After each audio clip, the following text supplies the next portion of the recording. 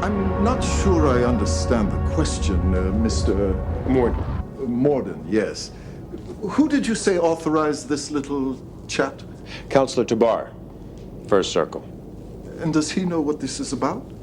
No. But in order to see someone of your prominence, I had to get a recommendation. He provided it. You still haven't answered my question, Ambassador. What do you want? Well, what do you mean, what do I want? What do you want? What do I want for supper? What do I want to do this evening? What do you want?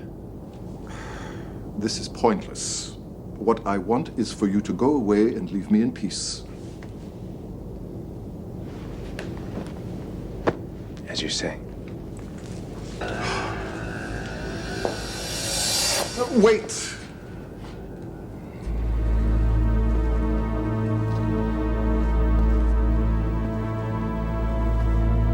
What do I want? The Centauri stripped my world. I want justice. But what do you want? To suck the marrow from their bones and grind their skulls to powder. What do you want? To tear down their cities, blacken their sky, sow their ground with salt. To completely, utterly erase them. And then what?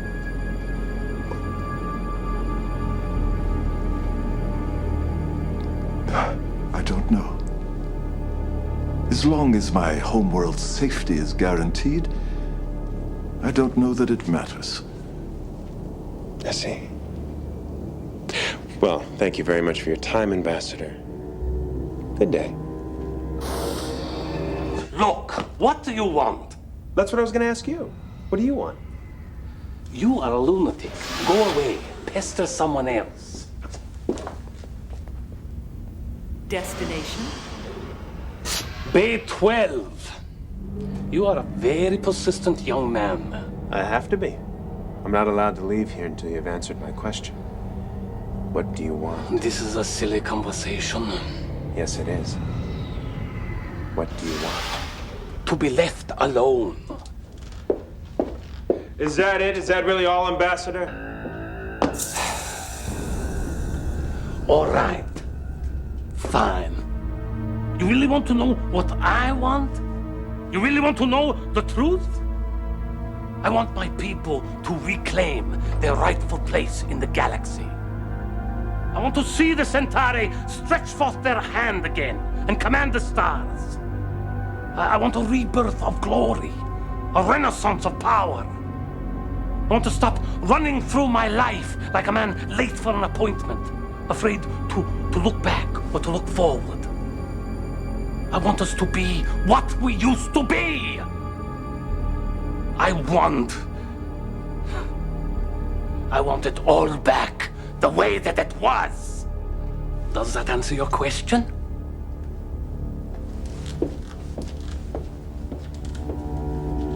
Yes. Yes, it does. Hi, everybody. This is from the episode Signs and Portents, where the Babylon 5 story arc begins in earnest. And when Morden interviews G'Kar, we learn that his primary motivation is revenge against the Centauri. And after that, he doesn't really have any grand plan or anything. So after that, well, I hadn't really thought about that.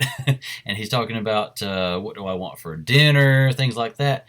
He's kind of just looking at life from what's right in front of his face. And that's not something the Shadows are willing to help him do.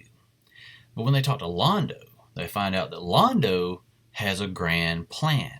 And actually, he's kind of depressed that in his lifetime, he doesn't think he's ever going to see this plan come to fruition. He wants to build an empire, and he has grand plans for that.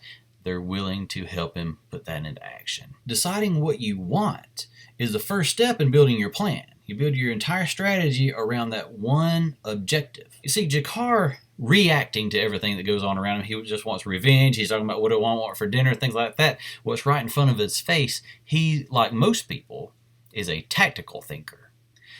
He's reacting to life as it comes at him.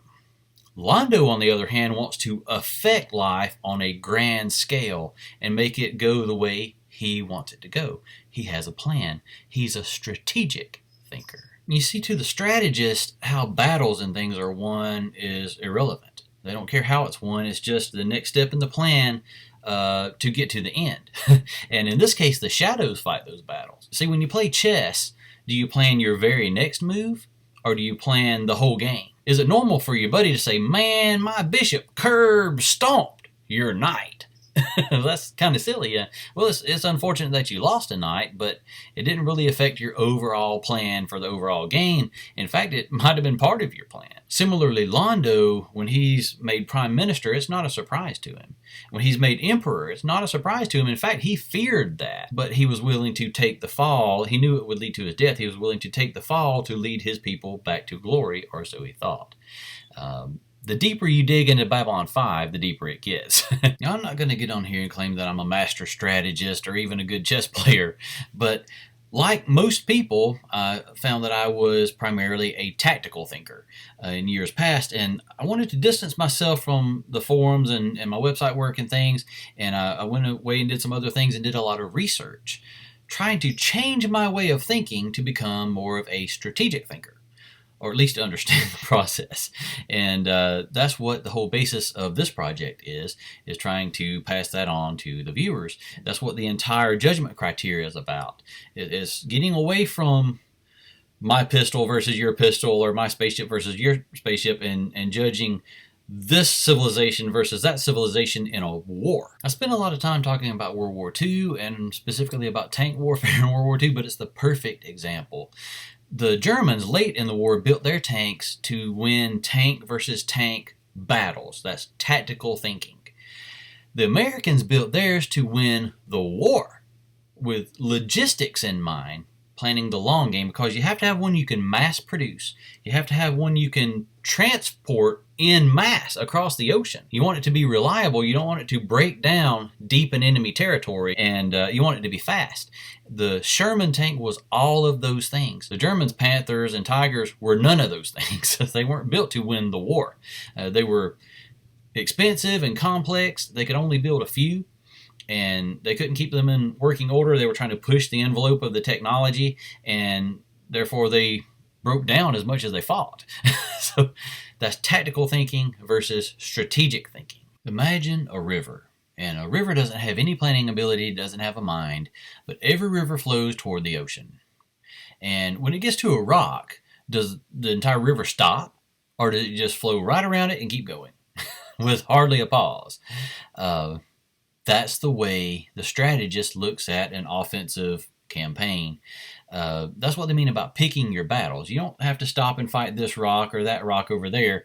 You only have to fight the occasional dam that stops the river. Talking about World War II again, is killing this tank crew over here going to win the war? Or is killing Hitler going to win the war? Sure, we want to go home. We want this war over with. The quickest way to get it over with is to go get the bastards who started it. The quicker they are whipped, the quicker we can go home. The shortest way home is through Berlin and Tokyo, and when we get to Berlin, I'm personally going to shoot that paper-hanging son of a bitch Hitler just like I'd shoot a snake. General George S. Patton. So that's the ultimate goal, is to go to Berlin and get rid of Hitler and get rid of the Nazi government. That's what's going to end the war. So anything else that we do that's not pushing toward that goal is a waste of time. If we stop and fight this tank over here, or if we stop and fight that pillbox over there, if it's not in a position to stop our advance, or in a position to negatively affect our supply lines or our hospitals and things like that, then fighting them is a waste of time. Is it a rock or is it a dam?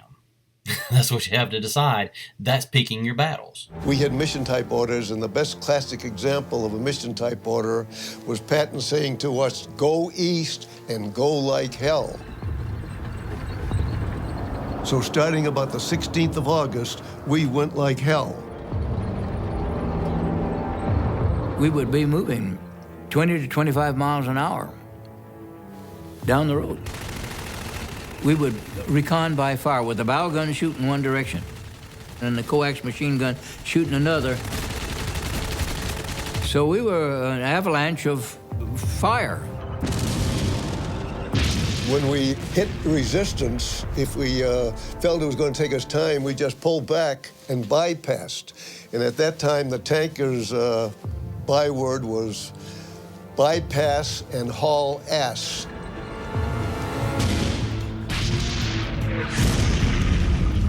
The American advance is fast, powerful, and relentless.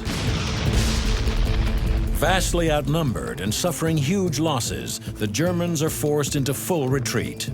Bypass and haul ass. That's that river mentality. You go around the rock and keep going.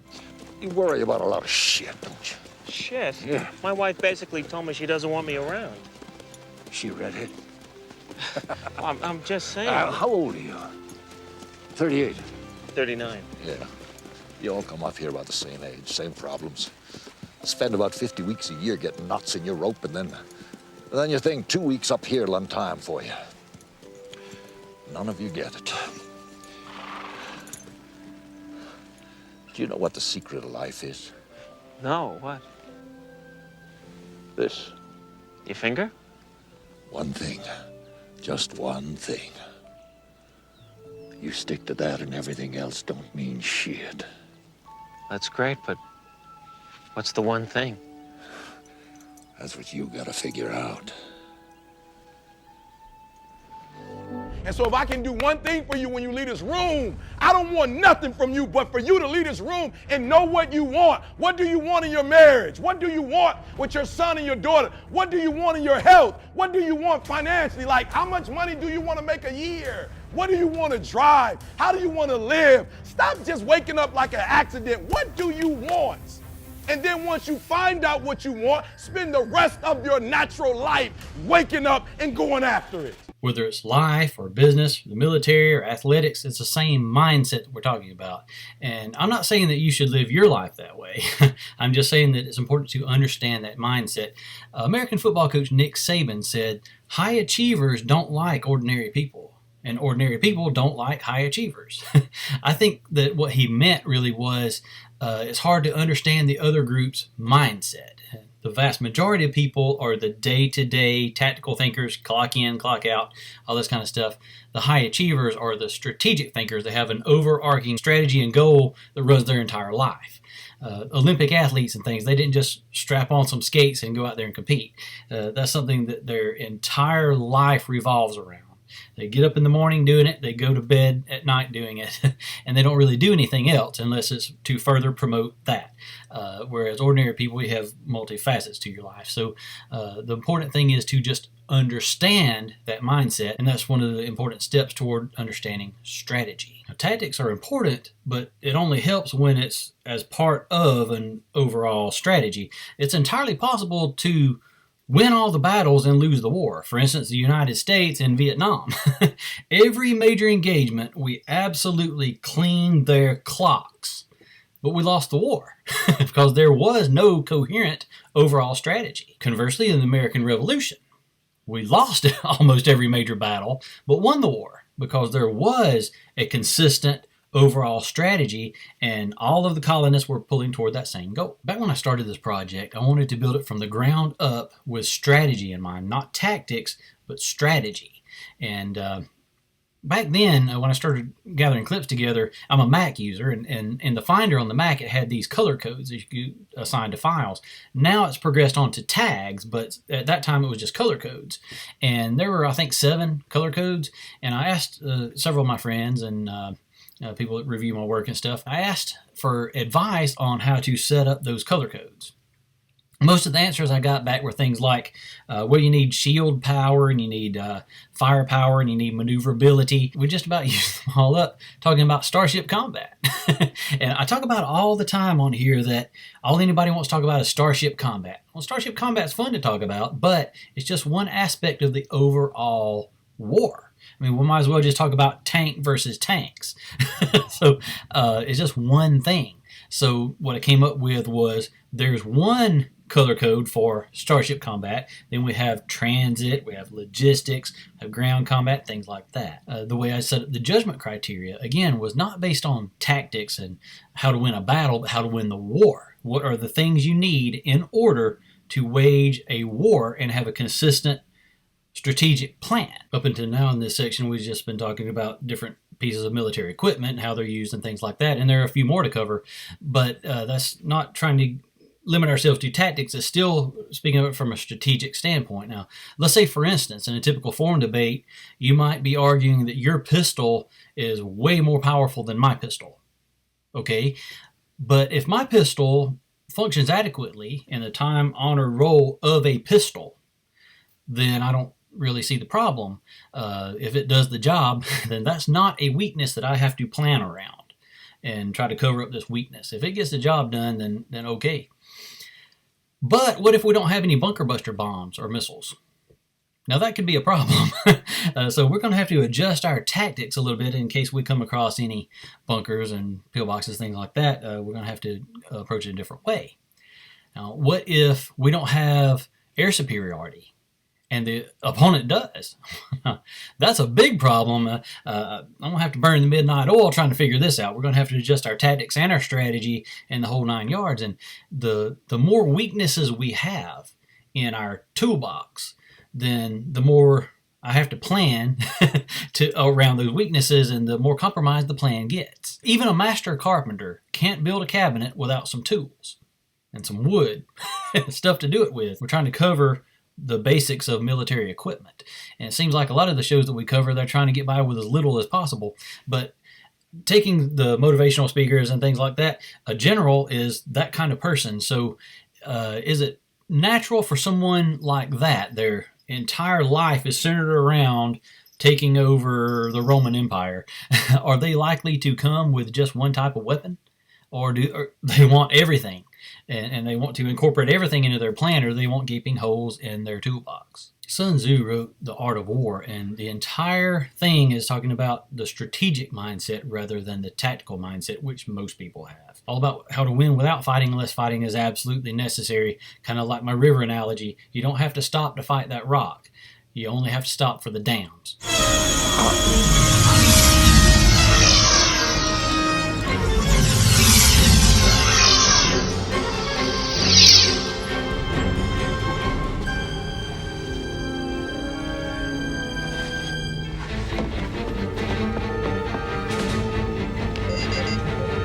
The Borg ship is disengaging, leaving at warp speed.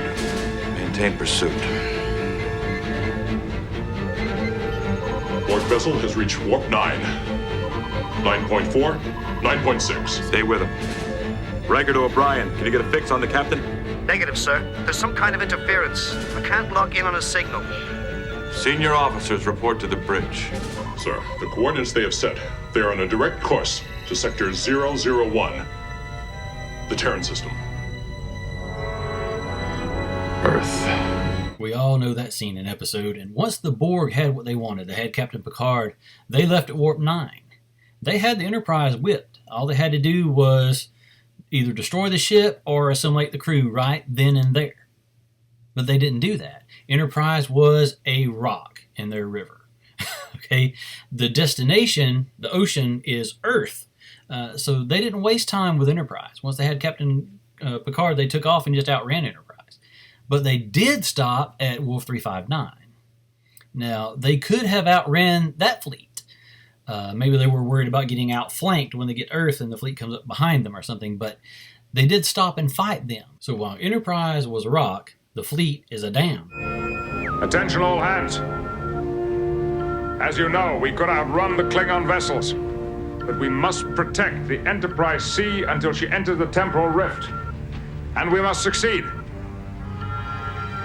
Let's make sure that history never forgets the name Enterprise. Got out. Here we see Captain Picard felt it necessary to explain to the crew why they're about to engage in this ship-to-ship combat. Now compare that to the typical forum debate. He says, yes, we could outrun them, but in this case, it may affect the outcome of the actual war. So in this case, it's not a rock, it's a dam. Since time is precious to us all, I won't keep you. I just wanted to get a personal report on the progress of the Centauri conflict. With the help of the White Star Fleet, we are holding our own, Mr. President. Several incursions on Brakiri space have been beaten back in just the last 24 hours. The non-homeworld and territories have experienced similar attacks. With the depletion of our forces after our last experience with the Centauri, we would have suffered even greater casualties without the assistance of the White Star Fleet. Am I correct in that each of your governments is primarily engaged in defending your own borders? Yes. Why haven't you consolidated your forces? I mean, the Drazi have endured fewer losses in recent months. You could send some ships to the Narn sector of space. The Brakiri could... Brakiri will not take orders from Drazi. At the moment, what I am trying to get from all of you is a sense of their strategy. We've detected two different parts of their program. One part of the fleet is designed to protect their bases from attack, while the other wing engages primarily in offensive maneuvers against everyone else. Has there been any exchange between the two sides? Little or none. It's like having a defensive and offensive special team in football. Is this typical of their strategy, General Natak? No. Perhaps they have changed. Maybe. It's strange, though. Anyway, those are their tactics. What is the overall strategy? You can't just fight a war to fight a war and honk off your neighbors. There have to be definitive and, to their minds, achievable goals. Now, what are they? What does it look like they might be? Are they moving toward anything? Their strategy has not yet become clear. And this doesn't seem strange to you? Lockley, go. We've got a situation developing up here, Captain. On my way. If you'll excuse me. What does seem strange to me is that we are reacting and not acting. We have the resources to be more aggressive, to strike at their holdings in a more meaningful way. Why are we not doing so? Our first goal should be to draw a line in space, contain their forces, and then... We will win the war more quickly by attacking the Centauri homeworld, as they have to attack ours. No! I won't sanction that. Military targets are one thing, but if you hit Centauri Prime, you are hitting civilian targets. They have not hesitated to kill our civilians. No, I know that. But you can't... Mr. President, we must have our revenge. This isn't about revenge, General. This is about taking out their ability to make war. And here we see that Sheridan is the best strategist. He asks the generals what is the Centauri strategy, and they're like, well, we haven't really thought that much about that. But those white stars, man, they're all right. But he's trying to run a defensive campaign here, and he's talking about their obtainable goals and all this kind of stuff, talking about drawing a line in space. He talks about taking out their ability to make war. That's attacking their logistical infrastructure. So he's steering the conversation away from the ship versus ship battles, the White Stars versus Centauri and all, they can kind of match up, and toward what are we going to do. So Sheridan's strategy is to build a line in space and contain their forces and then choke them off. So in other words, build a dam. And it's incumbent upon the defensive side to force that, because if you can't, they'll just go around you. So it's important to have sufficient numbers and equivalent FTL to be able to intercept them or outrun them to the targets, things like that, to prevent them from just going around you like a rock. And he wants to wall them off and then choke them off.